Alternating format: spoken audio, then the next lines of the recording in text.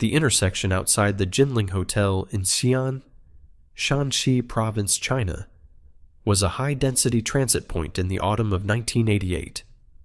On October 17th, 2-year-old Mao Yin was walking with his father, Mao Zhenjing, who was returning the child from a neighborhood nursery facility. The father stopped at the exterior entrance of the hotel structure to secure a cup of filtered water from a public supply node. He turned his back for approximately 45 seconds.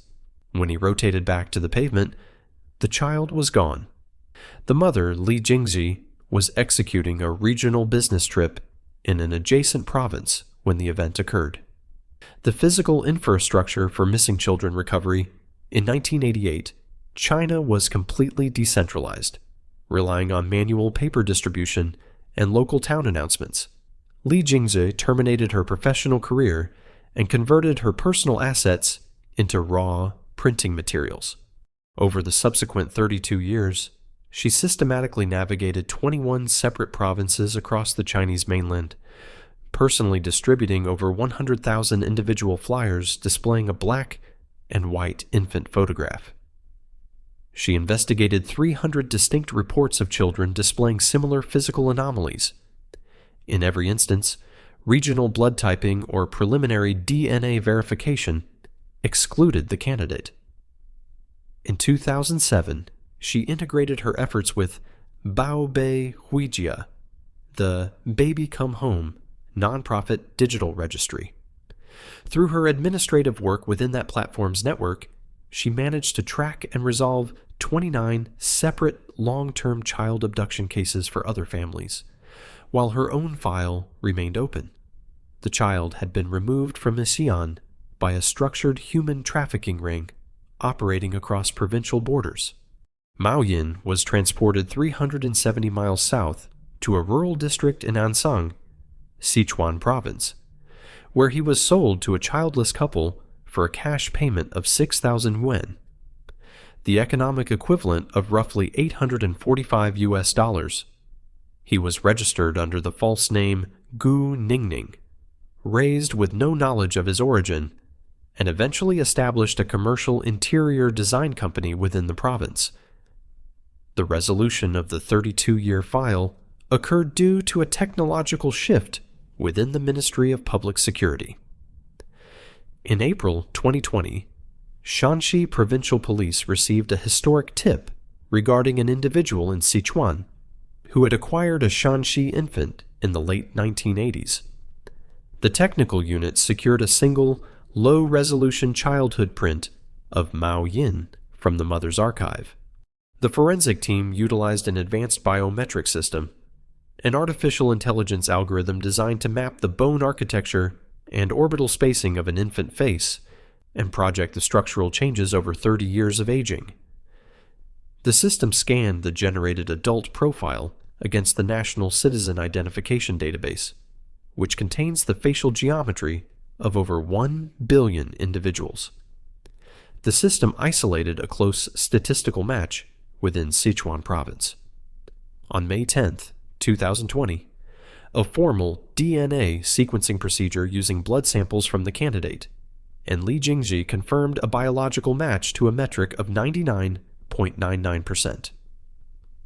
The public verification was executed via a live national television broadcast organized by the Xi'an municipal authorities on May 18th. In a specific cognitive anomaly revealed during the debriefing, Mao Yin testified that he had previously watched his biological mother speak on a national news program regarding her search for her missing son.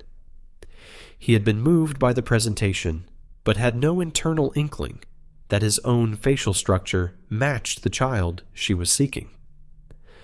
The state did not release the identities or the prosecution status of the individuals who purchased the child in 1988, citing active investigations into the historical trafficking network. The scale of the structural problem within the region remains significant. International human rights groups estimate that up to 20,000 children were removed annually during the peak enforcement window of the one-child policy, driven by a cultural prioritization of male heirs. Since the deployment of the Ministry of Public Security's National DNA Database in 2009, over 6,300 children have been isolated and matched via automated genetic scans. In 2016, the state deployed the Tuanyuan system, an automated emergency alert architecture linked to regional mobile phone towers and digital payment applications, achieving a 98% recovery rate for open abductions. Mao Yin closed his commercial entity in Sichuan and relocated to Xi'an to reintegrate with his biological parents, who had divorced 4 years after his initial disappearance due to the psychological strain of the search. The physical file for Mary Louise Day opened on July 15, 1981, in the jurisdiction of the Seaside Police Department in California, adjacent to the Fort Ord military installation. It would become one of the most structurally compromised investigations in the state's history. 13-year-old Mary resided in a highly unstable domestic environment. Her mother, Charlotte Day, had married William Hoole, an active-duty United States Army soldier with a documented record of severe domestic violence. Mary had previously been removed from the household by protective services following an evaluation of physical abuse, only to be returned after a change in maternal jurisdiction. According to later testimony from Mary's sister, Kathy Pyrus, the family returned from an evening meal on July 15th to find Hoole's tracking dog displaying signs of acute physical illness. Hoole accused Mary of intentionally placing chemical poison in the animal's feed container. He initiated a prolonged physical assault using a heavy leather military belt. Pyrus testified that she observed Mary on the floor of the kitchen with severe lacerations across her face and blood exiting her oral cavity. The following morning, Mary's bed was empty. Charlotte Hoole told the remaining children that Mary had left the residence voluntarily during the night and issued an absolute directive that her name never be spoken again inside the home. Within 48 hours, Charlotte collected every photograph of Mary within the family archives and incinerated them in the rear heating unit.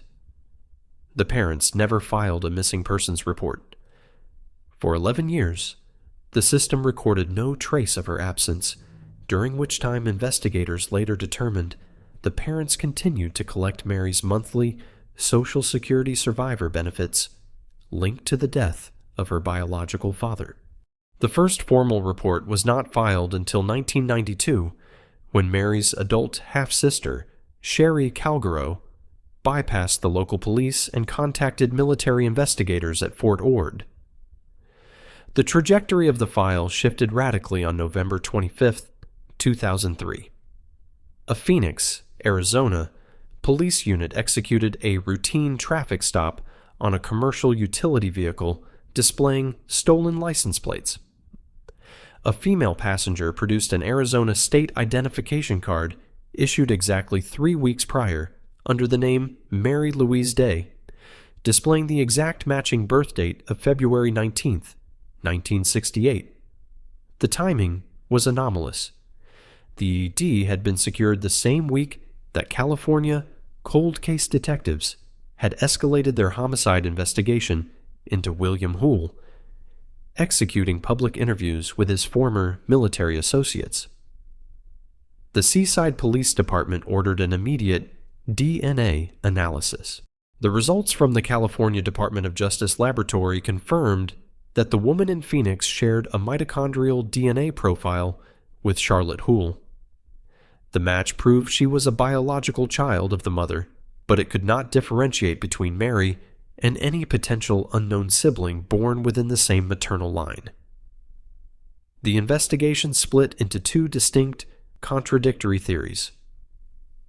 The Phoenix woman claimed she had fled the physical assault in 1981, walked to the coast, and been taken in by a woman named B.J. Ward in the agricultural town of Salinas.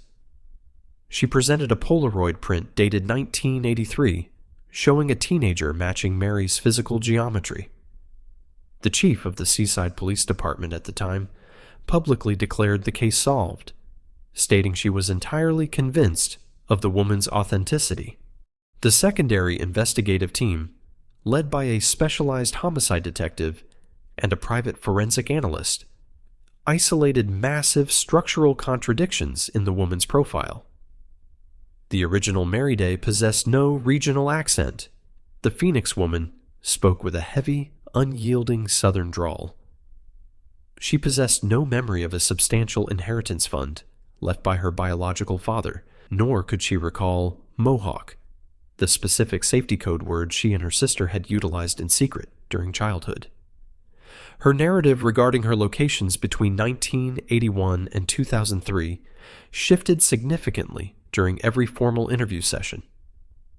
Her federal Social Security number recorded zero transactional data, employment logs, or medical records between her 13th year and the week the ID was issued in 2003.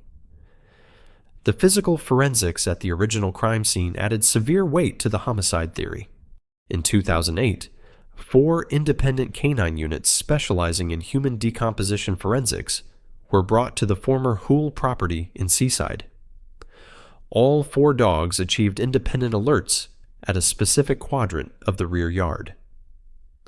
Excavation of the soil layer recovered a vintage child's canvas shoe, a deteriorated teddy bear, and a metallic belt buckle matching the style issued by the military during Hoole's service window.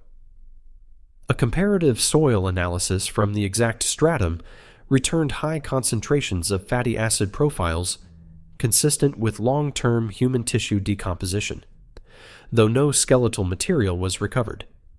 The Monterey County District Attorney reviewed the conflicting files and declined to issue a homicide indictment against William Hoole, citing the legal impossibility of prosecuting a murder case when a living individual possesses a state-issued ID and a maternal DNA match under the victim's name.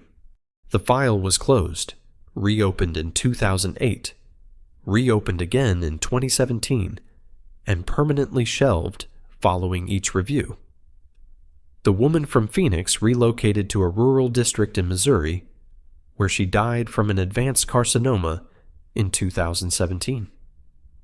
Her passing occurred exactly 9 days after she completed a final, recorded interview with the former Seaside police chief. No family members claimed the remains, and no public memorial was organized. Charlotte and William Hoole relocated to Kansas, where they reside within a private care facility. Both have denied any illegal actions regarding the child's timeline and have refused all requests from modern forensic film units. The true identity of the woman who died in Missouri remains an unresolved contradiction in the archives of California law enforcement.